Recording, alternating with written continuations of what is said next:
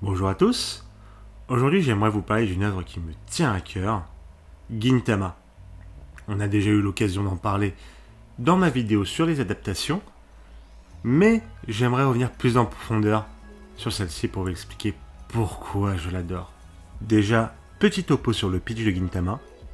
On y suit les aventures de Sakata Gintoki, homme à tout faire du quartier de Kabukicho, après que les Amanto, des aliens, soient arrivés au Japon au moment de l'ère des samouraïs.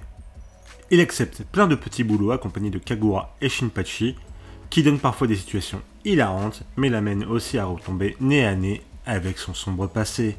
Bon, déjà, passons sur l'évidence même vu la réputation du manga. Gintama est hilarant, vraiment. Vous vous tapez des barres de fou. En tout cas, moi ça m'est arrivé. Et pas qu'une fois, et pas que 10 fois, et pas que 100 fois je pense. J'ai envie de dire, un arc entier sur un concours de popularité dans la réalité, c'est fort. Les multiples références à d'autres œuvres telles Dragon Ball, One Piece ou Bleach font toujours mouche. Et les jeux de mots, qui sont même la base du titre du manga, sont souvent tout sauf subtils mais font mouche. Et puis ces têtes que font certains personnages sont même parfois devenues des mèmes tellement elles sont hilarantes. En parlant des personnages, comme d'habitude dans les œuvres que j'adore, ils sont souvent assez incroyables. Et là, ça ne manque pas. Vraiment, les personnages sont géniaux et pour le coup le sont à peu près tous. Bon, en général, ils sont très drôles et ont souvent des petits défauts rigolos, comme être accro à la mayonnaise ou fanatique d'une idole. Mais là où certaines œuvres nous donneraient des personnages unidimensionnels définis par ces petits défauts, et il n'en est rien ici. Prenons le personnage principal Gintoki. Il est accro au sucre et au jeu, extrêmement fainéant, irresponsable, et ne paye jamais son loyer. Un portrait peu flatteur, mais c'est aussi le personnage qui va se défoncer pour protéger ses valeurs, ses promesses, ses amis. Un personnage qui a vécu des expériences extrêmement douloureuses, mais qui s'est toujours relevé et qui se relèvera jusqu'à la fin. Un personnage dont on aime se moquer, mais auquel on s'attache énormément, et c'est le cas de l'intégralité, et je dis bien l'intégralité du casting. Oui, même ces antagonistes qui ont souvent bien plus d'une facette. Et c'est là que je veux attirer votre attention, car tel le personnage de Gintoki, Gintama est une œuvre qui est certes hilarante, mais qui ne se limite pas à ça. En effet, dans un même arc de Gintama, tu peux rire aux éclats, frissonner d'un souffle épique et pleurer toutes les larmes de ton corps.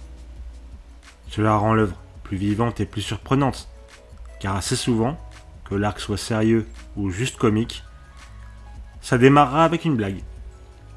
Puis les enjeux vont se poser, et tu vas les ressentir, car tu as pu vivre un ou plusieurs moments heureux et tristes avec ces personnages. Et dans Gintama, même dans un petit arc, les personnages peuvent mourir ou évoluer. C'est donc une œuvre qui se permet de surprendre et de proposer une véritable écriture drôle, épique et touchante. Pour illustrer mon propos, j'aimerais bien vous parler d'un arc en particulier, assez mineur dans les faits, mais je comprendrai que vous ne vouliez pas être spoil. Je vais donc vous mettre un timer quelque part, et je vous laisse un petit moment pour vous en aller, voilà.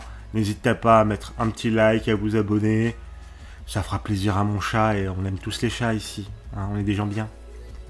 Donc, on va partir pour le spoil. Donc, l'arc en question démarre avec le retour d'un ami disparu de Shinpachi, qui était le maître adjoint du dojo de son père. Il est heureux, c'est comme le retour de son grand frère. Bon, par contre, il s'appelle Obi-Wan Kenobi, et est maintenant pratiquant de l'école du sabre laser. Bon, pas besoin que je vous explique la ref, mais c'est plutôt rigolo. Bon, il y a une certaine rivalité qui s'installe entre lui et Gintoki, qui était un peu la figure du grand frère jusque-là, et ça se balance des pics avec pas mal de refs à l'œuvre que je ne donnerai pas le nom. Cependant, il se trouve qu'en fait Obi-Wan est contrôlé à distance par un groupe terroriste. Il lui laisse sa conscience pour s'infiltrer sur Terre, mais prépare un attentat en l'utilisant. vient le moment de l'attentat en question qui donne un affrontement entre Obi-Wan et Gintoki. Un duel au sommet, mais qui sera finalement repris par Shinpachi, qui doit affronter sa figure de grand frère du passé pour grandir. Il arrive finalement à le vaincre, et Obi-Wan s'en va contrer la menace terroriste en se sacrifiant. Les spoils sont finis, et donc, juste pour vous dire, narrativement, dans un seul arc, nous avons eu des bonnes blagues, un combat épique, l'évolution d'un personnage, et un moment extrêmement touchant. Et ça, c'est juste un petit arc de quelques chapitres dans le manga, quelques épisodes dans l'anime. Et pourtant, ça fait mouche. En plus de cela, divers thèmes très intéressants sont abordés au fur et à mesure de la série. Comme l'héritage spirituel que nos proches nous lèguent, l'identité de chacun, sexuelle entre autres, le sens qu'on donne à nos vies, ou même le deuil. Et tout cela avec une incroyable justesse, et bien sûr en se permettant pas mal de blagues.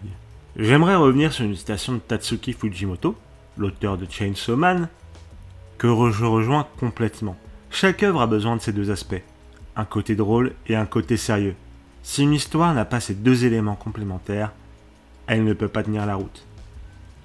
Et cet équilibre excellent est la raison pour laquelle j'adore Gintama.